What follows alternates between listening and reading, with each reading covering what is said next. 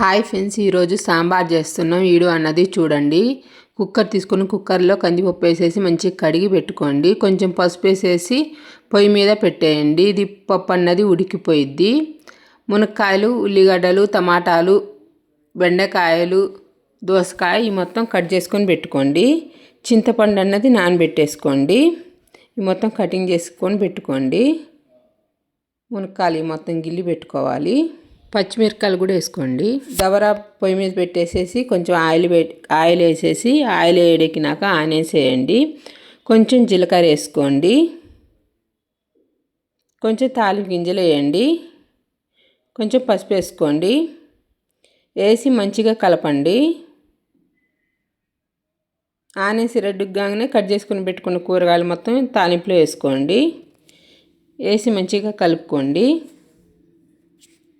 కలిపి కోసేపు మగ్గనియండి. మగ్గిపోతుంది అది. మునక్కాయలు, టమాటాలు మొత్తం బెండకాయలు అవి.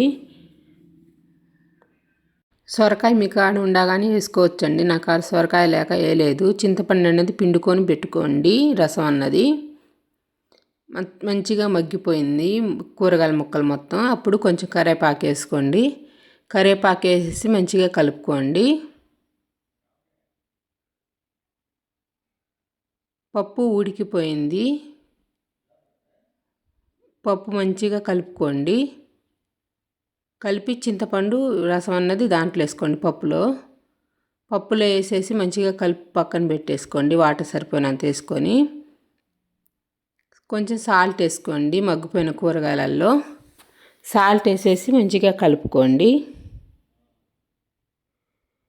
మగ్గిపోయిన తర్వాత కొంచెం సాంబార్ పౌడర్ వేయండి. సాంబార్ పౌడర్ వేసేసి కలుపుకోండి. సాంబార్లోకి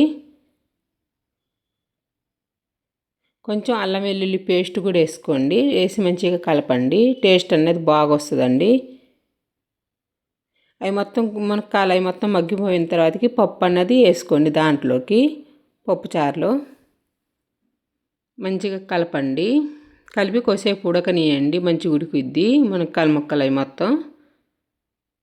ఈ టైంలో సాల్ట్ సరిపోయిందో లేదో చూసుకొని సాల్ట్ అనేది వేసుకోవాలి.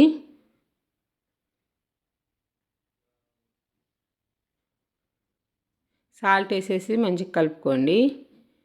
మంచిగా ఉడికిపోయిన తర్వాతకి కొంచెం ధనియాల పౌడర్ అన్నది వేసుకోండి. మంచిగా ఉంటుందండి టేస్ట్ అన్నది. ధనియాల పౌడర్ వేసేసి మంచిగా కలుపుకోండి. కొంచెం కొత్తిమీర కూడా వేసుకోండి. కొత్తిమీర వేసేసి కలుపుకోండి. మునక్కాయల ముక్కలు, బెండకాయ ముక్కలు అవి మొత్తం మంచిగా ఉడికిపోవాలి. ఉడికిపోతే బాగుంటుంది సాంబారు. సాంబార్ అనేది రెడీ అయిపోయింది. వీడియో అనేది చూడండి. రైస్లో బాగుంటుంది. ఒకసారి ట్రై చేయండి. మంచిగా ఉంటుందండి.